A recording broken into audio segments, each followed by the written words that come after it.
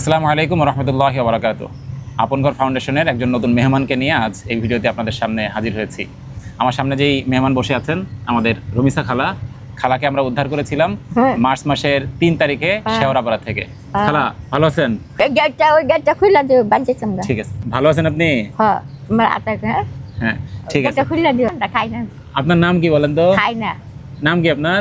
খাই না। গ্যাস কি, গ্যাসে উঠে কি? আর হ্যাঁ উসার ইল্লা। নাম কি? নাম রুমেসা।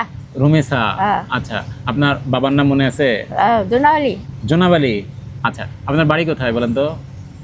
বাড়ি দূর, ময়মনসিং। ময়মনসিংহে। বুঝতে পারছি। বাড়িতে কে কে আছে আপনার? ভাই আছে বাবা, তিনটা ভাই আছে। আচ্ছা, রাগায় না আপনি ঢাকায় কিভাবে আসলেন? না, আমরা যাই বাসা, বললের বাসা শুনে নাই, বাসার কাম করে না। আচ্ছা, সেই জন্য ঢাকায় চলে আসছেন। হ্যাঁ। খালা শারীরিকভাবে আল্লাহর রহমতে কিছুটা সুস্থ হলেও মানসিকভাবে একটু বিপদগ্রস্ত আর কি।